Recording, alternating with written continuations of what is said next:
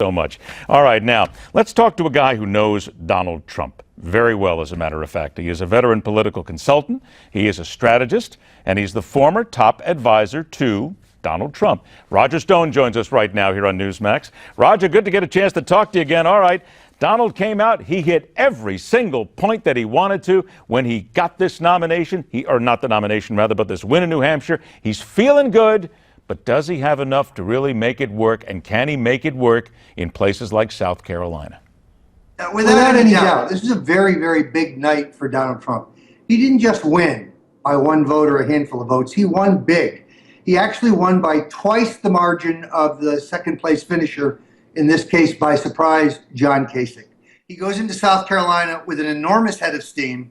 I think the same message that worked for him in New Hampshire will work in South Carolina, that he wants to rebuild our economic strength so that he can rebuild our military strength, and so that we can have a foreign policy that actually makes common sense. And that he is an outsider, that he is not controlled by Wall Street, he's not controlled by the lobbyist class or the consultant class or the insiders, that he's beholden to no special interests, no lobbyists, no billionaires, no super PACs, that he's his own man. Those issues worked in Iowa, where he had a strong finish. May have been cheated out of victory by a last-minute dirty trick by Ted Cruz. They certainly worked in New Hampshire, and I think they will work equally well in South Carolina. All right. Now, in the last couple of days, I was reading some articles where a lot of the people who advise Donald Trump are just getting a little edgy, because it apparently is to the point where they're trying to give him some advice. Do this, do that. Maybe you want to lean back a little bit. And they are frustrated by the fact that he will not listen to them. He is his own man, always has been. We know this from his business dealings as well. So I'm going to put you on the spot, Roger. You're back in the chair right now. You're working with Donald Trump. You got a second place in Iowa. You got a first place here. Now you're going into South Carolina. Everything changes from here on out. What do you tell him not to do? Actually, I have to tell you, I think Trump is a natural political phenomenon. I think he's done extraordinarily well tonight, not because of his political structure, but despite it. This is an insurrection. This is a citizen uprising. This is an insurgency. This is angry citizens who are fed up with Washington, fed up with career politicians, fed up with the leadership of both parties, showing up to the polls and voting for Donald Trump. Trump is stronger than his campaign. Trump has demonstrated once again natural, spontaneous political support at the grassroots level.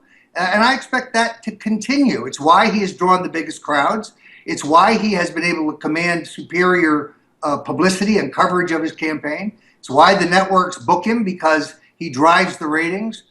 So you can't argue with success. Some of these advisors you're referring to are trying to argue with success. Let's be very clear. Donald Trump is his own strategist. Donald Trump is his own message maven. Donald Trump is his own tactician. Donald Trump is his own press secretary. Donald Trump is his own speechwriter. And you cannot argue with success. He's where he is tonight based on the strategy that he has concocted. So you would tell him to do nothing different. You think that everything he's doing right now is dead on the money. Stay the course. Well, here's the good news. I know the people running his South Carolina campaign. I've known them back to the days of Lee Atwater, my late partner. They are the very best in American politics. They know exactly what they are doing. They have been meticulously building a get-out-the-vote operation in South Carolina, far superior to what they had in New Hampshire and Iowa. So I have every confidence both in Trump to go back to his core message and stick to it, as he did in the debate. And I also have confidence in his operation on the ground in South Carolina. These are experienced political pros who are harnessing this enormous energy generated by Donald Trump. All right. I got about a minute left here then. You're the guy who knows these things a lot better than I, so I'm going to rely on you for this one. Looks like we are eventually going to we have to get to a two-man race sooner or later by the time this comes down to the convention. Who is, in your opinion, the one other GOP candidate who forces Donald Trump to do things differently, who is the greatest challenge that he will face down the line? Of course, if you'd asked me this 3 days ago, I would have had to say Marco Rubio.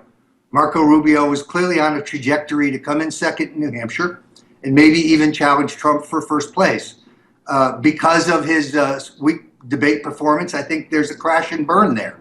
So now you have a muddle in which Jeb Bush, Ted Cruz, Marco Rubio, and John Kasich are grouped together. I got 20 seconds. You got to pick one. I think Kasich emerges as the alternative, and I think Trump will defeat him handily in South Carolina. And you think that Kasich is the strongest one out of the bunch to take him on? I think that's very clear tonight. I think that he's winning the establishment primary. Roger, you have been in the trenches before. You know exactly how it all works. We always appreciate your comments. Roger Stone, thanks so much for joining us. Let's make one other note right here. We're getting word from the Wall Street Journal. We mentioned earlier that Chris Christie, according to the AP, would head home to New Jersey, take a deep breath, take stock of his presidential bid. We're now hearing from the Wall Street Journal that Chris Christie will make a decision on his campaign tomorrow, finishing in single digits tonight. Even though he had a couple of good days, it looks like the campaign will be over for Chris Christie. But lower than him, Carly Fiorina says she will continue. Stay with us. Newsmax coverage of the New Hampshire primary continues.